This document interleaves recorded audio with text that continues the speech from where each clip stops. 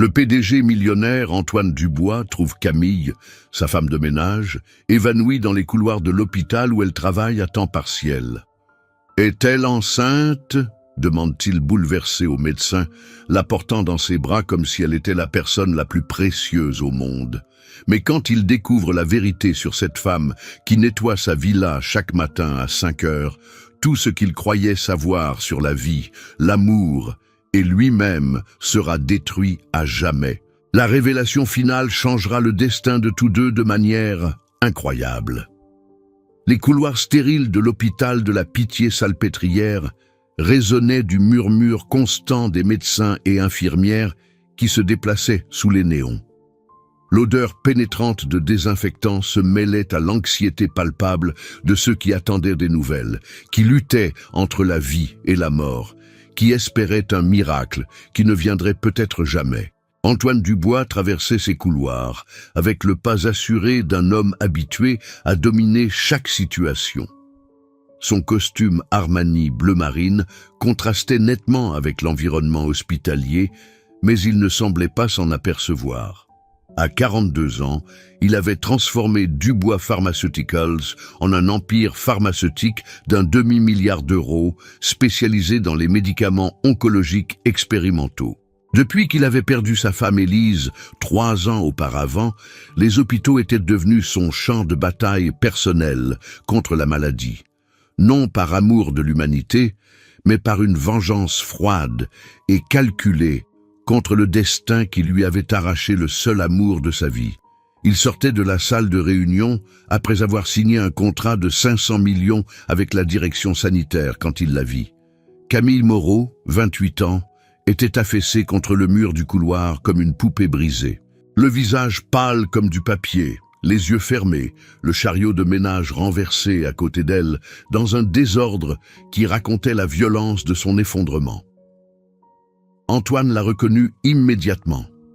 C'était la femme de ménage qui travaillait dans sa villa de Neuilly-sur-Seine chaque matin tôt, toujours discrète, toujours silencieuse, toujours avec ce sourire bienveillant quand leurs regards se croisaient par hasard pendant qu'il buvait son café avant d'aller au bureau.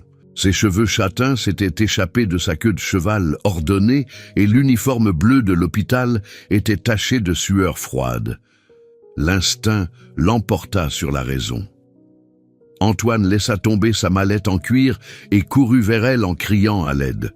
2 infirmières accoururent immédiatement tandis qu'il s'agenouillait près de Camille, prenant délicatement son pouls. Le battement était faible mais régulier, comme un oiseau blessé qui luttait pour survivre. Quand Camille ouvrit lentement les yeux, 2 étangs verts le regardèrent avec confusion et honte. Elle tenta de se lever, murmurant des excuses pour le dérangement et insistant qu'elle devait terminer son service. Mais Antoine, pour la première fois en 3 ans, sentit quelque chose bouger dans sa poitrine glacée. Le médecin arriva en courant et après un examen rapide, décida du transfert immédiat aux urgences. Antoine n'hésita pas une seconde. Il la prit dans ses bras comme si elle ne pesait rien, sentant la fragilité de son corps contre sa poitrine. Pendant le trajet vers les urgences, Camille chuchotait des excuses confuses, se demandant pourquoi un homme si important s'occupait d'une simple femme de ménage. La réponse d'Antoine la surprit autant que lui-même. Avec une tendresse qu'il ne ressentait plus depuis des années, il lui dit qu'elle n'était rien de simple. Elle était quelque chose de spécial, même si aucun des deux ne comprenait encore quoi. Aux urgences, Antoine resta à attendre comme s'il était un membre de la famille. Les infirmières, reconnaissant le puissant PDG, n'osèrent pas questionner sa présence. Mais il n'était pas là par pouvoir ou influence. Il était là parce que, pour des raisons qu'il ne pouvait expliquer, il sentait qu'il devait protéger cette femme fragile qui avait bouleversé ses certitudes. Quand le médecin sortit de la salle d'examen, le visage d'Antoine était tendu comme une corde de violon. La question qu'il posa au docteur, si Camille était enceinte, lui vint naturellement, comme s'il avait le droit de s'inquiéter pour elle. La réponse qu'il reçut changerait tout ce qu'il croyait savoir sur la vie. Le docteur Lemaire observa Antoine avec une expression qui mêlait professionnalisme médical et profonde préoccupation humaine. Le diagnostic qu'il prononça fit s'effondrer le monde sous les pieds du PDG. Camille n'était pas enceinte, mais souffrait d'anémie sévère et de malnutrition chronique causée par un mode de vie qui frôlait l'autodestruction. La vérité émergea par bribes, comme un puzzle terrible qui se composait devant les yeux incrédules d'Antoine. Camille travaillait 16 heures par jour, 7 jours sur 7. 3 services différents qui s'enchaînaient sans répit. Ménage dans la villa d'Antoine de 5 heures à 8 heures du matin, ménage à l'hôpital de 9 heures à 16 heures et service de nuit dans une usine de la banlieue parisienne de 22 heures à 4 heures. Son corps avait simplement cédé sous le poids d'une fatigue inhumaine. Mais le véritable choc arriva quand Antoine réussit à parler avec Camille dans la chambre d'hôpital. Assis près de son lit, regardant ce visage pâle mais déterminé, il découvrit la raison derrière cette dévotion autodestructrice. Camille avait une sœur plus jeune, Léa, âgée de 16 ans. Leurs parents étaient morts dans un accident quand Léa en avait 10. Et depuis lors, Camille était tout ce que la fille avait au monde. Le récit de Camille était entrecoupé de pauses chargées d'émotions. Léa était brillante, excellente à l'école, rêvait de devenir médecin. Mais les écoles privées coûtaient cher, les livres coûtaient cher, tout coûtait cher. Camille avait sacrifié sa jeunesse, sa santé, sa vie pour garantir à sa sœur les opportunités qu'elle n'avait jamais eues. Quand Antoine lui demanda quels étaient ses rêves personnels, la réponse de Camille fut d'une simplicité dévastatrice. Ses rêves coïncidaient entièrement avec l'avenir de Léa. Elle n'avait pas d'ambition pour elle-même, pas de désir personnel. Elle avait transformé l'amour fraternel en une mission de vie qui la tuait littéralement. Cette révélation frappa Antoine comme un coup de poing direct au cœur. Il se trouvait face à une forme d'amour qu'il avait oublié qu'elle existait, l'amour pur, désintéressé, qui ne demande rien en retour et se donne complètement. C'était exactement l'opposé de sa vie, construite sur le succès, le pouvoir et les vengeances contre le destin. Tandis qu'il observait Camille parler de sa sœur avec des yeux qui s'illuminaient malgré la fatigue, Antoine prit conscience d'une vérité inconfortable. En 3 ans, il ne s'était jamais arrêté pour vraiment regarder cette femme qui nettoyait sa maison. Il l'avait traitée comme un fantôme, une présence silencieuse et invisible dans son monde de luxe. Cette femme nettoyait sa maison chaque matin à 5 heures, arrangeait ses espaces les plus intimes, s'occupait de son environnement domestique avec une dévotion qu'il avait toujours considérée comme acquise. Il l'avait traitée comme un fantôme, une présence silencieuse et invisible dans son monde de luxe.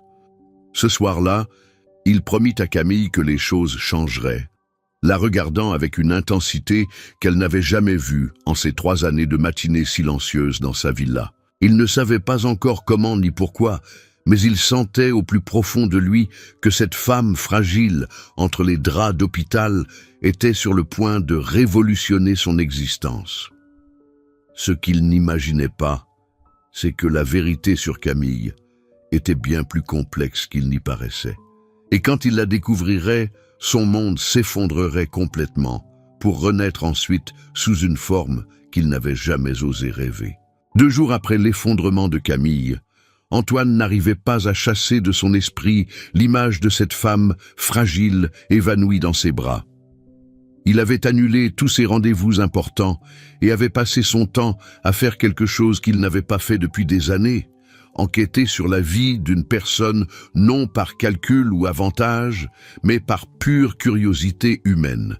Ce qu'il découvrit le choqua complètement. La base de données de l'université Paris-Dauphine révéla une vérité incroyable. Camille Moreau n'était pas seulement une femme de ménage. Elle était diplômée en sciences économiques avec mention très bien et avait obtenu un master en finance internationale il y a seulement 2 ans, concluant avec un mémoire brillant sur les investissements pharmaceutiques qui avait fait parler toute la faculté. La découverte fut comme recevoir un coup de poing dans l'estomac. Antoine fixait l'écran de l'ordinateur dans son bureau, incapable de croire ce qu'il voyait. Comment était-il possible qu'un esprit si brillant se retrouve à nettoyer les sols au lieu de diriger des entreprises? L'appel au service des ressources humaines révéla une vérité encore plus dévastatrice. Philippe, visiblement mal à l'aise, lui remit un dossier contenant la candidature que Camille avait présentée 2 ans auparavant pour un poste d'analyste financière chez Dubois Pharmaceuticals. Les qualifications étaient excellentes, peut-être les meilleures qu'ils aient jamais vues. La lettre de motivation était un chef-d'œuvre de passion professionnelle mêlée à la nécessité humaine. Camille écrivait sur sa sœur, les difficultés financières, combien elle avait besoin de cette opportunité pour changer leur vie. Pourtant, elle avait été refusée. Le nom sur le rapport d'évaluation glaça le sang dans les veines d'Antoine. Julien Bertrand, son vice-président, l'homme en qui il avait aveuglément confié pendant 5 ans. Selon le rapport, la candidate n'avait pas l'expérience nécessaire pour un poste si important. Une justification qui semblait ridicule, considérant ses qualifications supérieures à celles de nombreux analystes embauchés dans la même période. Quand Julien entra dans le bureau d'Antoine, son sourire confiant s'évanouit immédiatement en voyant l'expression du PDG. L'homme qu'il avait considéré comme un ami de confiance se transforma devant ses yeux en un étranger quand il avoua la vérité. Il avait saboté la candidature de Camille par peur qu'Antoine se rende compte qu'elle pouvait faire son travail mieux que lui. Julien avait détruit la vie d'une fille brillante pour protéger sa position d'entreprise. Il avait condamné Camille à 2 ans de labeur inhumain, avait empêché Léa d'avoir les opportunités qu'elle méritait, avait brisé les rêves de 2 sœurs pour son égoïsme mesquin. Le licenciement de Julien fut immédiat et définitif. Antoine ne pouvait même pas le regarder tandis qu'il sortait du bureau, emportant avec lui 5 ans de fausse amitié et de trahison cachée. Ce soir-là, au lieu de rentrer dans son penthouse de luxe, Antoine attendit dans les bureaux. Il voulait voir Camille, lui parler, lui demander pardon pour une injustice dont il était indirectement responsable. Quand elle arriva pour son service du soir et le trouva assis au bureau, la terreur dans ses yeux lui brisa le cœur. Camille pensait avoir fait quelque chose de mal, s'excusait pour les dérangements causés aux urgences, craignait de perdre le seul travail qui lui permettait de subvenir aux besoins de Léa. Sa peur d'être licencié était si palpable qu'Antoine sentit le poids de tous ses privilèges l'écraser comme une montagne. C'est alors qu'il prit la décision la plus importante de sa vie, raconter à Camille toute la vérité et lui offrir ce qui lui avait été injustement refusé 2 ans auparavant. Le bureau d'Antoine, éclairé seulement par la lampe de bureau, ressemblait à un confessionnal dans la pénombre du soir parisien. Camille se tenait immobile près de la porte, serrant nerveusement le chiffon entre ses mains, comme un oisillon prêt à s'enfuir au premier mouvement brusque. Antoine ouvrit le dossier sur le bureau et commença à raconter une vérité qui changerait à jamais leur vie.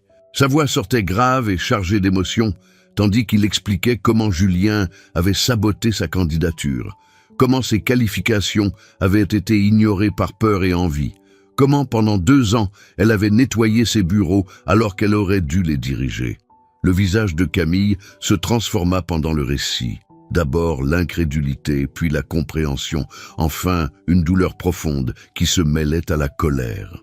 2 ans de labeurs inhumains, 2 ans où elle s'était sentie inadéquate, 2 ans où Léa l'avait vue rentrer à la maison détruite chaque soir en se demandant pourquoi sa sœur n'arrivait pas à trouver un meilleur travail. Tu aimes cette histoire, ma quoi? Laisse un petit like et abonne-toi à la chaîne. Maintenant, reprenons la vidéo.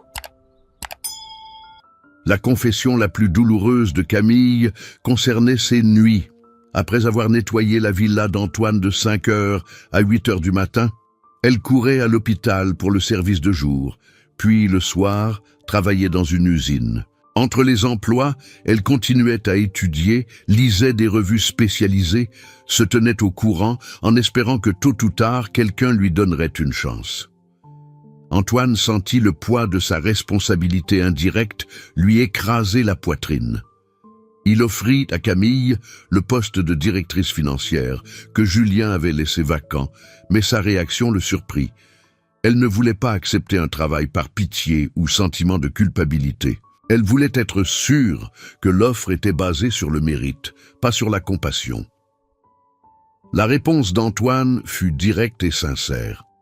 Il ne le lui offrait pas par pitié, mais parce qu'elle était la personne la plus courageuse, déterminée et intelligente qu'il ait jamais rencontrée, parce que son entreprise avait besoin de quelqu'un comme elle.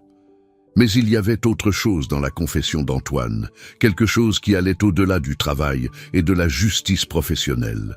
Avec une vulnérabilité qu'il ne montrait plus depuis des années, il admit que Camille avait réveillé quelque chose en lui qu'il croyait mort, avec sa femme Élise.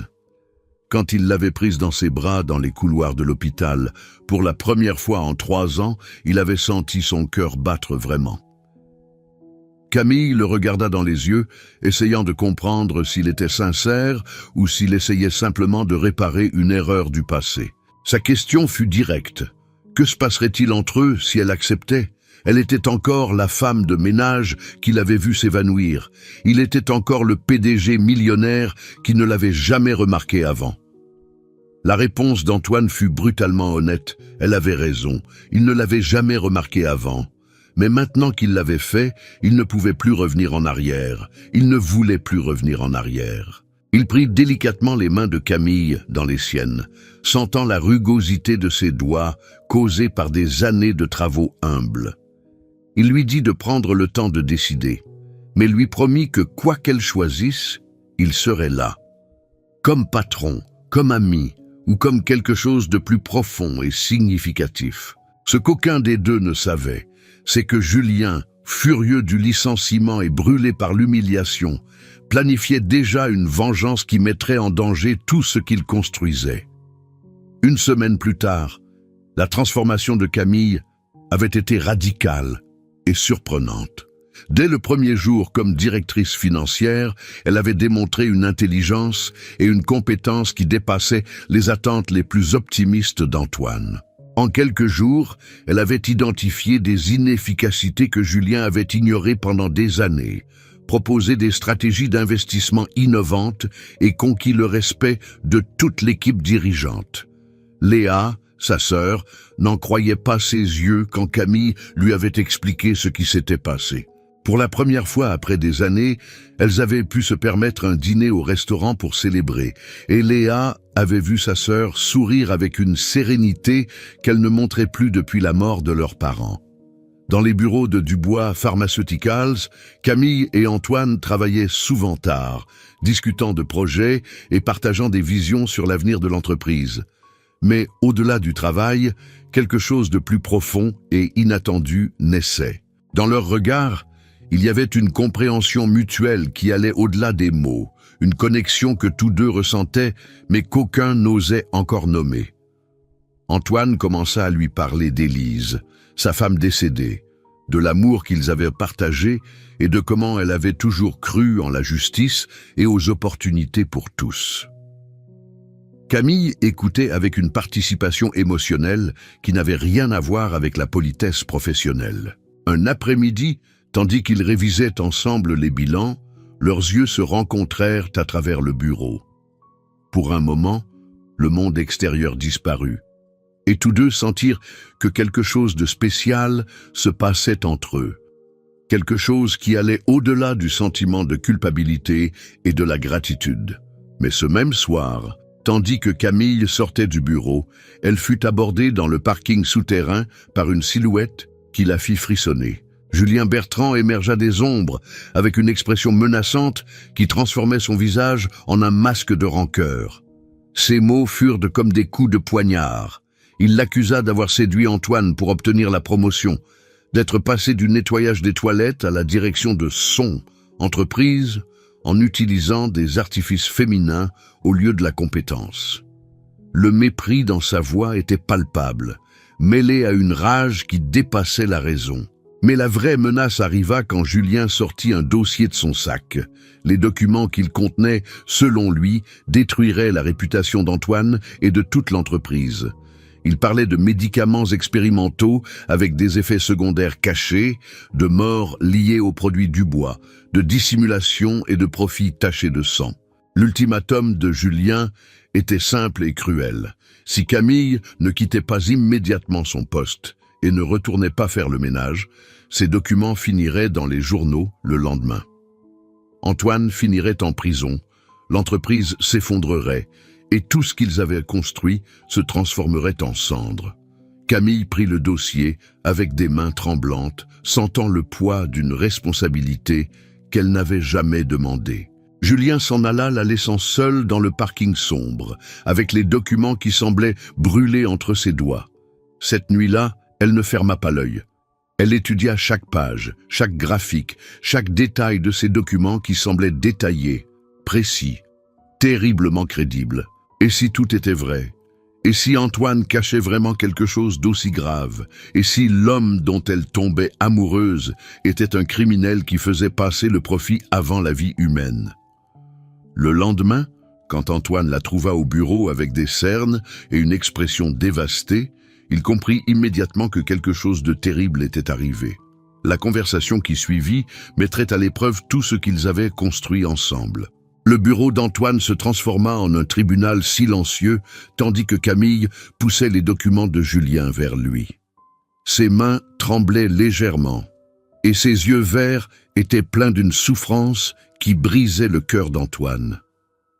Le récit de la rencontre avec Julien sortit difficilement des lèvres de Camille. Chaque mot était chargé de douleur et de trahison, comme si elle confessait avoir découvert que tout ce en quoi elle croyait était un mensonge. Julien l'avait menacée.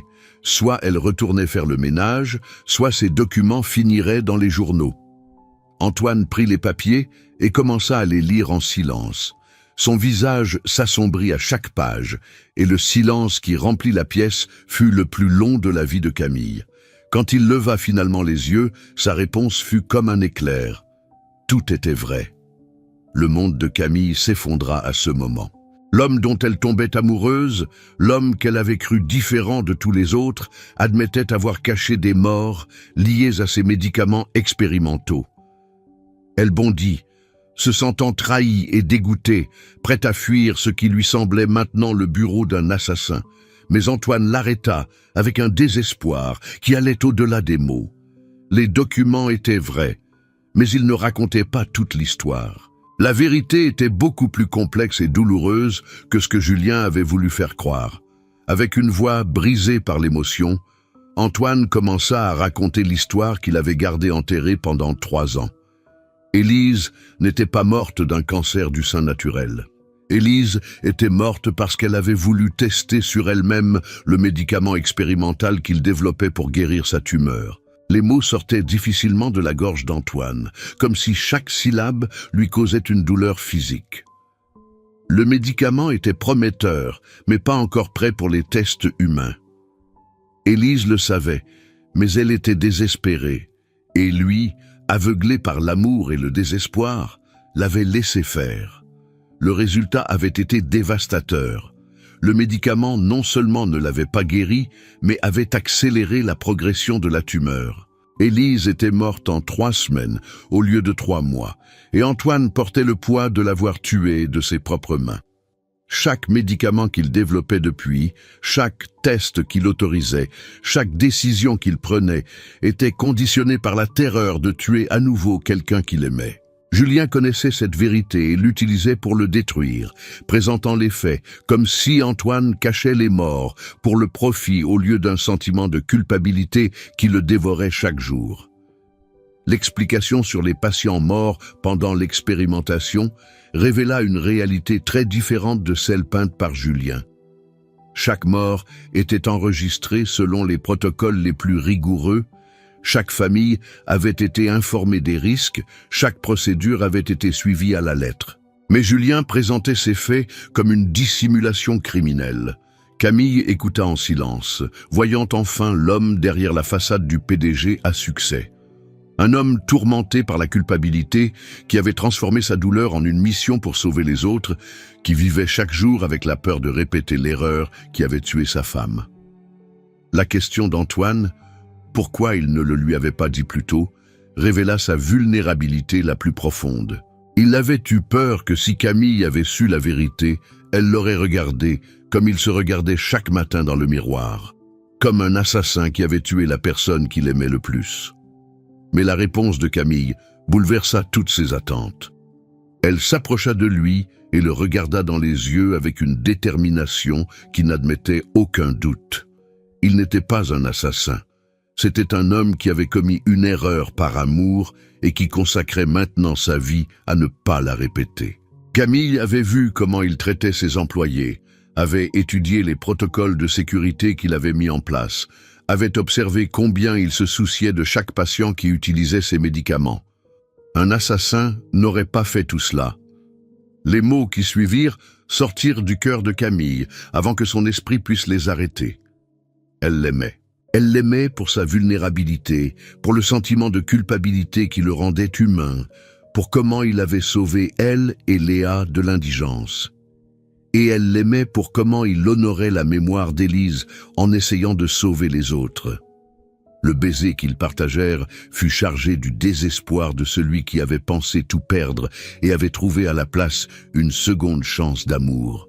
Quand ils se séparèrent, Antoine était un homme différent, non plus écrasé par la culpabilité, mais libéré par la compréhension et le pardon. La décision concernant Julien fut immédiate. Il pouvait publier ses documents s'il le voulait. La vérité était la vérité, et Antoine n'avait plus rien à cacher, ni dont avoir honte. Un mois plus tard, Julien avait effectivement publié les documents dans les journaux. Mais au lieu du scandale qu'il espérait créer, il avait déclenché une vague de soutien pour Antoine de la part des patients et familles qui avaient bénéficié de ces médicaments.